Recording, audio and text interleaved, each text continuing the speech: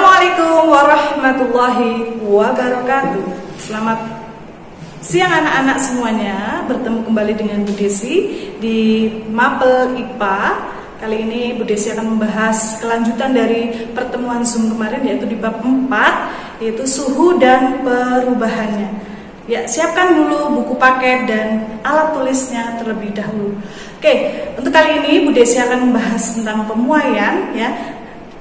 Semua benda baik yang berwujud padat, cair maupun gas akan memuai saat dipanaskan dan sebaliknya akan menyusut saat didinginkan. Pemuaian dan menyusutan benda memberikan manfaat atau kegunaan dalam kehidupan kita sehari-hari. Ya, masalah yang diakibatkan oleh pemuaian zat yang pertama adalah kaca jendela dapat pecah saat memuai atau saat cuaca sangat panas. Alasannya memberikan ruang muai pada bingkai jendela, memakai kaca yang koefisien muainya kecil, seperti itu.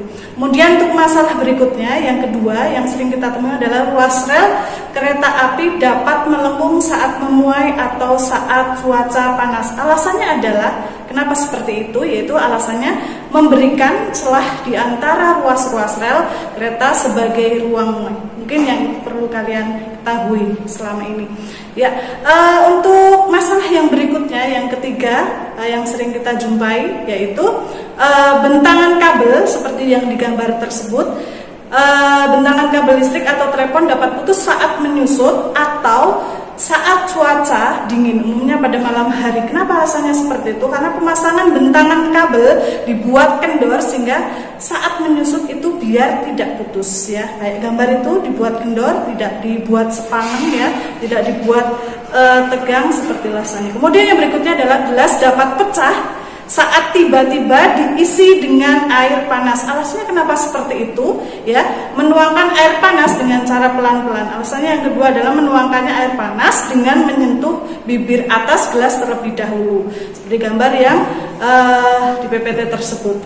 Oke, untuk selanjutnya kita akan mempelajari tentang manfaat pemuaian zat dalam kehidupan sehari-hari. Antaranya yang pertama pembuatan termometer, yang kedua pembuatan termometer gas. Tadi yang pertama pembuatan termometer zat cair, kemudian yang ketiga adalah pengelingan pekat logam, kemudian yang keempat pemasangan roda pada ban baja lokomotif, yang kelima adalah pembuatan termostat bimetal. Jadi ada 5 ya manfaatnya.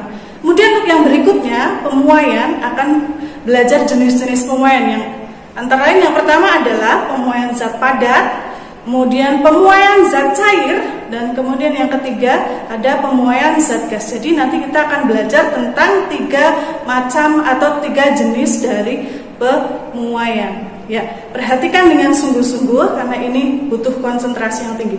Yang pertama adalah pemuaian zat padat. Hampir semua zat memuai kalau dipanaskan itu, tetapi tidak ada beberapa zat yang menyusut pada daerah suhu tertentu kalau dipanaskan, misalnya bismut dan air.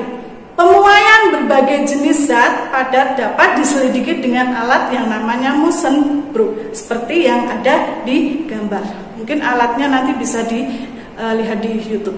Besarnya pertambahan panjang zat padat untuk setiap kenaikan 1 derajat Celcius pada zat sepanjang 1 meter disebut dengan koefisien muai panjang. Hubungan antara panjang benda, suhu, dan koefisien muai panjang dinyatakan dengan persamaan yang ada di depan kalian. Bisa kalian baca, kemudian di bawah, di atas itu adalah pemuaian zat padatnya, panjang, luas, dan volume. Ya, penggunaan prinsip pemuaian pada zat padat salah satunya adalah dengan dibuatnya bimetal. Bimetal itu bisa digunakan contohnya seperti untuk alat alarm kebakaran, seperti itu. Untuk proses kerjanya dan lain sebagainya bisa kalian lihat mungkin di buku paket kalian ataupun di PPT yang nanti bisa Bu Desi share di Edmodo. Kemudian dasar kerja dari bimetal. Jika koefisien muai benda besar, maka sangat dipanaskan cepat memuai, tapi jika didinginkan cepat menyusut. Jika koefisien muai benda kecil, maka saat dipanaskan lambat memuai, dan jika didinginkan lambat menyusut. jika bimetal dipanaskan maka akan melengkung ke arah logam yang koefisiennya muainya lebih kecil. Pemuaian zat cair yang kedua, informasi tentang pemuaian zat cair. Yang pertama apa yang disebut dengan muai ruang? Muai ruang adalah tambahan volume zat cair jika dipanasi. Itu namanya muai ruang. Kemudian yang kedua, yang ketiga, dan keempat, terus ada 5 tentang pemuaian zat cair. Pada pemuaian zat cair berlaku persamaan sama seperti volume. Kemudian yang ketiga adalah pemuaian zat gas. Informasi tentang pemuaian zat gas. Yang pertama adalah semua gas memuai kalau dipanaskan. Terus yang gas yang hanya memiliki muai ruang gas saja. Kemudian pemuaian zat gas dapat diselidiki dengan alat yang namanya dilatometer. Koefisiennya volume ada di nomor 5. Kemudian yang ke-6 persamaan muai gas dapat dilihat di PPT kalian. Pada gas ideal dikenal juga dengan hukum Boyle-Lucek yang membahas tentang pemuaian gas ideal. Rumusnya seperti yang ada di PPT, P1V1 per T1 sama dengan P2, V2 dan per T2. Keterangannya ada di bawahnya, bisa kalian catat. Semua yang Bu Desi jelaskan nanti bisa kalian catat, tugasnya adalah mencatat. Terima kasih untuk perhatiannya kali ini.